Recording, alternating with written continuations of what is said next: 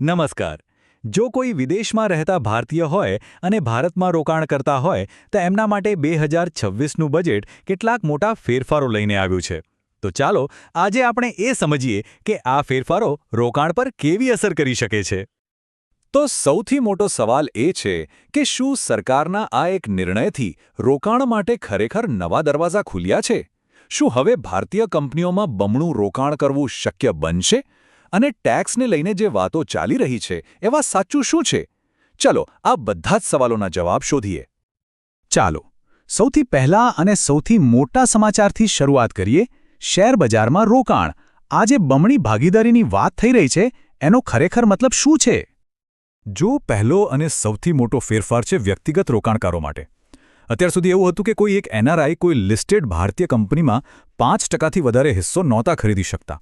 પણ હવે એ મર્યાદા સીધી ડબલ એટલે કે 10% કરી દેવામાં આવી છે. આ ખરેખર એક મોટો નિર્ણય છે. પણ વાત અહીંયા જ નથી અટકતી. આ ફેરફાર ખાલી વ્યક્તિગત રોકાણકારો માટે નથી. ઓવરઓલ એટલે કે બધા જ વિદેશી રોકાણકારો મળીને જે રોકાણ કરી શકે એની લિમિટ પણ 10%થી વધારીને સીધી 24% કરી દેવાય છે. એટલે કે રોકાણ માટે એક મોટું મેદાન ખુલ્લી ગયું છે એમ કહી શકાય. તો સવાલ એ થાય કે સરકાર આવું કરી કેમ રહી છે? હેતુ એકદમ સ્પષ્ટ છે. ભારતમાં વધુને વધુ વિદેશી મૂડી આવે અને ખાસ કરીને વિદેશમાં વસતા ભારતીયો માટે અહીં રોકાણ કરવાનો રસ્તો વધુ સરળ અને આકર્ષક બને. હવે વાત કરીએ બીજા એક મહત્વના મુદ્દાની, પૈસા ટ્રાન્સફર પર લાગતો ટેક્સ. આને લઈને ઘણી ગેરસમજ ફેલાયેલી છે. તો ચાલો આજે એને બરાબર સમજી લઈએ. અહીંયા એક વાત બરાબર સમજી લેવાની જરૂર છે અને આ સૌથી મોટી ગેરસમજ છે.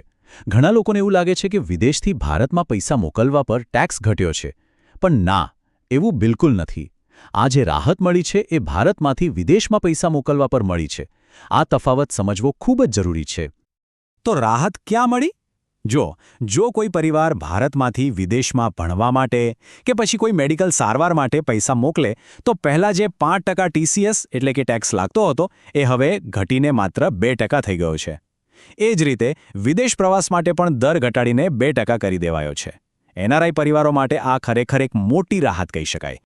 શેર બજાર અને ટેક્સ પછી હવે આવીએ રિયલ એસ્ટેટ પર.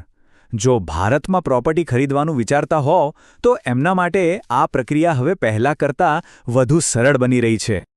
અને પ્રક્રિયા કેટલી સરળ બની છે એ જુઓ. 1 ઓક્ટોબર 2026થી પ્રોપર્ટીના સોદામાં TDS માટે જે લાંબી અને જટિલ કાગળિયાની માથાકૂટ હતી એ હવે નહીં રહે. હવેથી ફક્ત પાન કાર્ડથી જ કામ થઈ જશે. આનાથી સમય અને મહેનત બંનેની મોટી બચત થવાની છે. સારું, તો આ સરળતાની આર્થિક અસર શું થશે? એવી અપેક્ષા રાખવામાં આવી રહી છે કે ગુજરાત જેવા રાજ્યોમાં ખાસ કરીને રિયલ એસ્ટેટ, ટેક્સટાઇલ અને હીરા ઉદ્યોગમાં રોકાણનો પ્રવાહ વધશે. કેમ? કારણ કે હવે સોદા કરવા પહેલાં કરતાં ઘણા આસાન થઈ ગયા છે. તો આ બધા નાના મોટા ફેરફારોને જોડીને જોઈએ તો આનું મોટું ચિત્ર શું બને છે? આની પાછળ ભારતનો મોટો પ્લાન શું છે? અને એક રોકાણકાર તરીકે શું ધ્યાન રાખવું જોઈએ? ભારતનું લક્ષ્ય છે $10 ટ્રિલિયન અર્થવ્યવસ્થા બનવાનું. બજેટમાં કરવામાં આવેલા આ જે ફેરફારો છે એ જ વિશાળ લક્ષ્ય સુધી પહોંચવા માટેના નાના પણ ખૂબ જ વ્યૂહાત્મક પગલાં છે.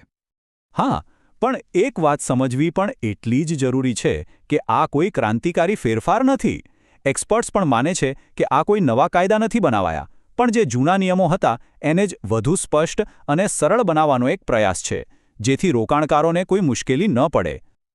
તો ચાલો આ બધી માહિતીનો સાર ફટાફટ જોઈ લઈએ. પહેલું, શેરોમાં રોકાણની મર્યાદા હવે વધી ગઈ છે. બીજું, અમુક ખાસ કારણોસર ભારતમાંથી પૈસા મોકલવા પર ટેક્સ ઓછો થયો છે. ત્રીજું, પ્રોપર્ટી ખરીદવી હવે સરળ બની છે. અને ચોથું, આ બધું નિયમોને સરળ બનાવવા માટે છે, કોઈ નવા કાયદા નથી. અને છેલ્લે એક સૌથી મહત્વની સલાહ. ભલે નિયમો સરળ બન્યા હોય પણ એ હજુ પણ જટિલ હોઈ શકે છે. એટલે કોઈ પણ મોટું રોકાણ કરતા પહેલાં હંમેશા કોઈ પ્રોફેશનલ ટેક્સ સલાહકારની મદદ લેવી ખૂબ જ જરૂરી છે. યાદ રાખજો, એક નાની ભૂલ પણ ભવિષ્યમાં મોંઘી પડી શકે છે. અંતે આ ફેરફારો માત્ર પૈસા અને રોકાણ પૂરતા સીમિત નથી. એ એક મોટો પ્રશ્ન પણ ઊભો કરે છે. શું આ સરળ નિયમો અને નવી તકો વિદેશમાં વસતા લાખો ભારતીયોને પોતાના વતનની માટી સાથે વધુ મજબૂત રીતે જોડી શકશે? આ એક વિચારવા જેવો સવાલ છે, ખરું ને?